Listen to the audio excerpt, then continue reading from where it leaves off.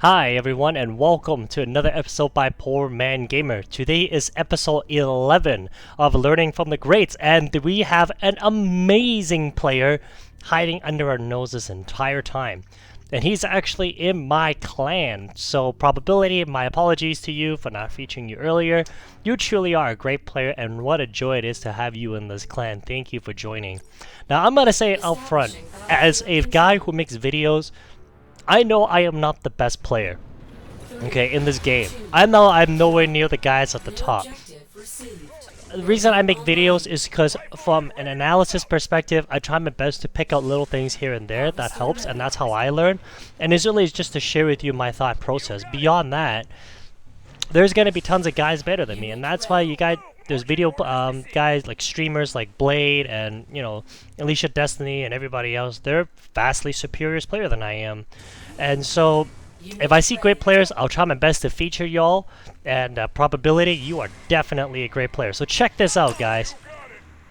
Level 9's rifleman against level 12's. Look at the way he engages it. 3-on-2, very patient.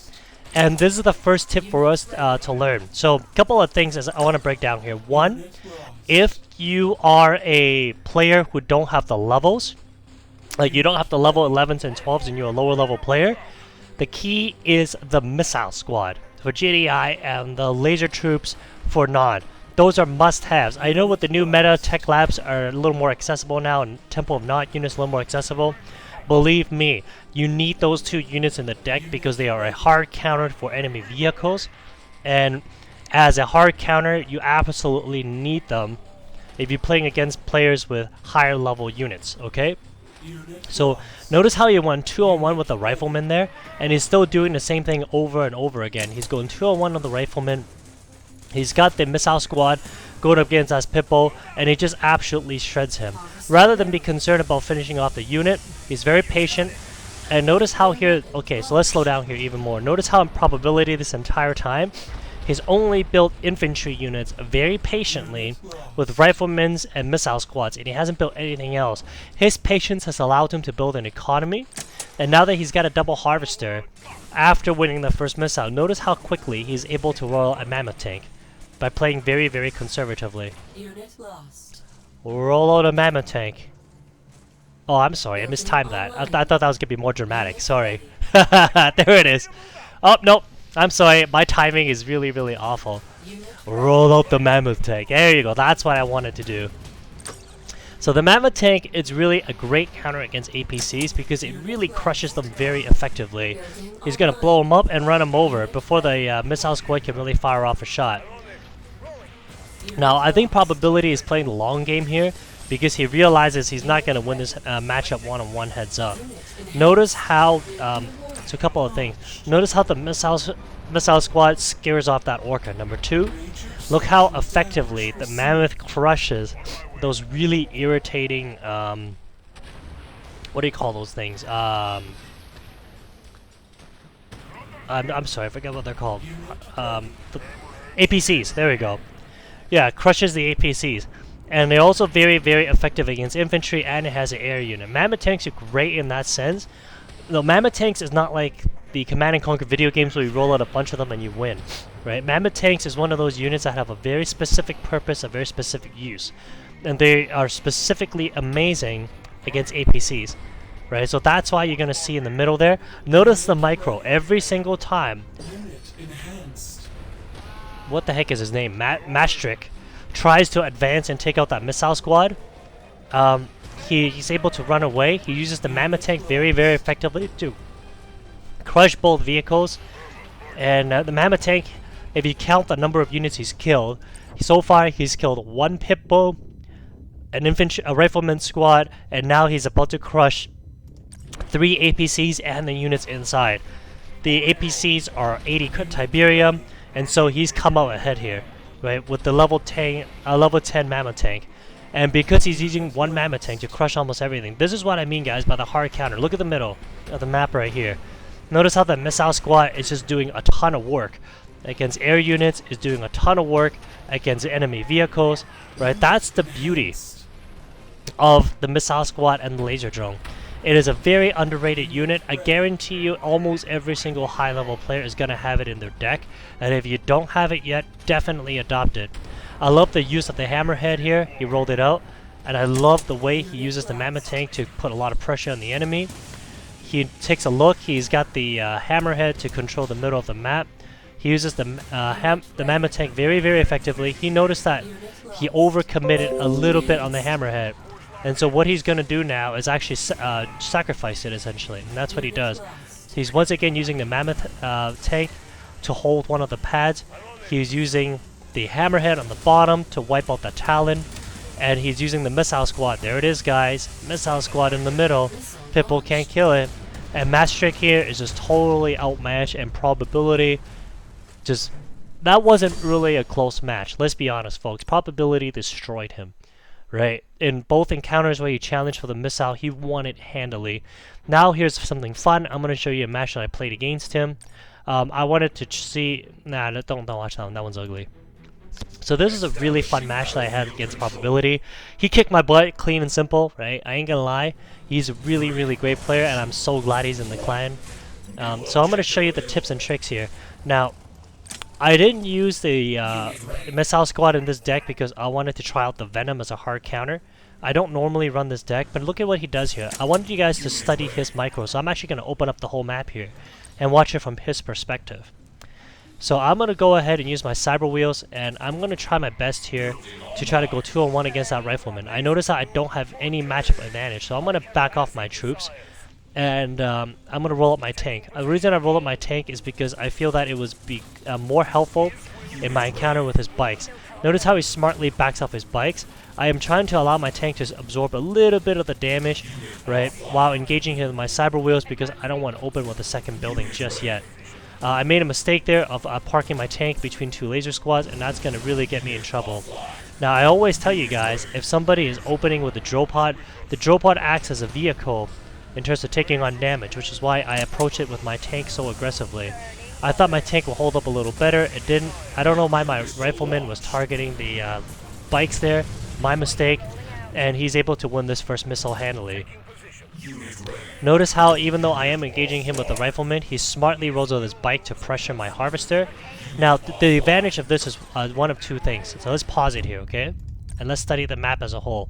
He's got the Nod Buggy going to the top to challenge my Flame Troops, and he's got the bikes on the bottom to distract my tank, so that prevents me from pressuring his Harvester.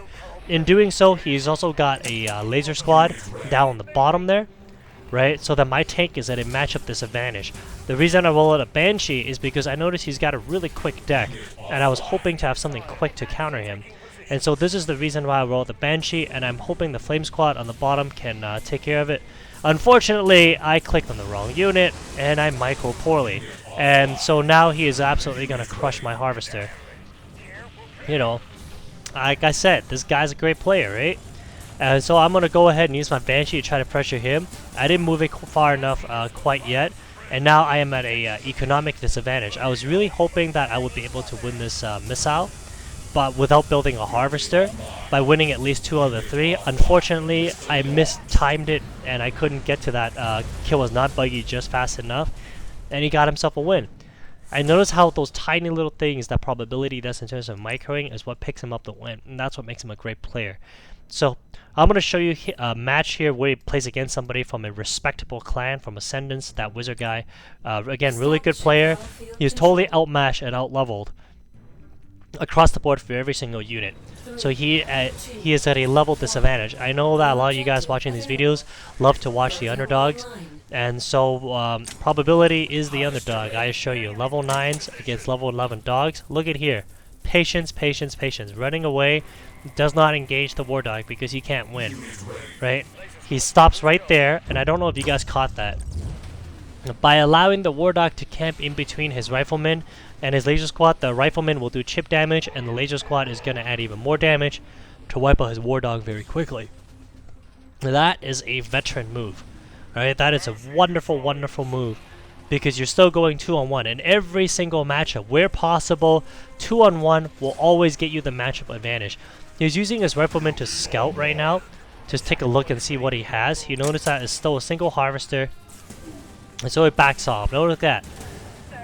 by having a level disadvantage, he's gonna go 3-on-1 sometimes if possible. Remember when I said how the laser squad and the missile squad, they're both the hard counters for vehicles? So this is the reason you need to have them in your deck. Notice how he is able to use his laser squad to do quite a bit of damage against that Pippo. Notice how he's able to roll out the not buggy now to counter his snipers, and now he's on all 3 pads. And in the last video that I featured, I always tell you guys, at higher level play, you gotta challenge all 3 pads, and that's exactly what he does. I love what he does here with the drill pod on the bottom. He does it just as the missile launches. What a great distraction, because he doesn't even notice his base is being roasted. At the top, he's got the 2-on-1 matchup advantage. At the bottom, he's being able to roll out a tank. And in doing so, he puts a lot of pressure on that wizard guy. Is he going to defend his base, or is he going to pursue and try to pressure? Notice how here, even though he had a level advantage, he didn't even cross halfway point in this map. He cannot pressure his harvester. That wizard guy cannot pressure probabilities harvester even with a level advantage, because he's doing such a great job pressuring his base with that drill pod, right? And this is what I mean, guys. Like, this is a great player, probability. Check out that laser drone here. I don't know why he used it to engage his sniper. I am guessing it's because he's actually trying to crack through with his not buggy. And there it is with a not buggy. He's gonna quickly take that out fairly quickly. Out comes the drill pod, and watch his timing here, guys. He goes up with the not buggy. He's gonna move in again with the flame troops on the bottom to distract him even more, because now it forces that wizard guy into a conundrum. Is he going to challenge the pads, because the pads are already 3/4 there, right? Or is he going to defend his base? So there it is, weakened the snipers. The laser troops are a hard counter against those tanks. He's jumping on 2 pads, right? Unfortunately, he isn't able to win this pad. Despite the fact that he has a 3-level disadvantage here, he is able to use his laser squad to great advantage and take out most of the Rhino tanks. What I really love about Probability's deck as well is that it's actually quite unique. I don't see very many players using it. The reason why he's letting his laser squad die is because he wants those snipers to stay exactly where they are. By having a obelisk? Gigabird? What's that called? A flying Giga Cannon in the middle right now. He does a great job of just wiping out all of his War Factory units, right? The War Factory meta isn't dead, guys. It's never changed. War Factory has always been around. Nothing's ever changed. I love the use of that flying Giga Cannon, right? It's not called an obelisk. I think it starts with an O, whatever it's called. Basilisk. There we go. Got it. Basilisk. He's using the Basilisk. He's still keeping the Basilisk alive. That Basilisk is now able to help him hold the map. The only reason he's able to do so is because he did a great job with his laser troops in the beginning to get his wins. Notice how he almost lost that missile, but he doesn't. His healing drone times out, and bang. Probability just beat a guy who knows what he's doing at a very high level, and he pressured him in such a way so that he couldn't even cross the halfway point on the map to pressure Probability's harvester, right? Isn't that amazing? Oh, he's still online right now. So Probability, thank you for showing all of us what it means to have a great matchup and to be a great player. And here's proof. See that? All level 9s, not even 10s. Level 11s mostly and 12s. Check this out. Again, in that first match that I featured for you guys, all level 9s and 110. All level 11s and 12s. Probability, great player. Thank you for being in our clan. And as always, have a wonderful day, guys. Take care.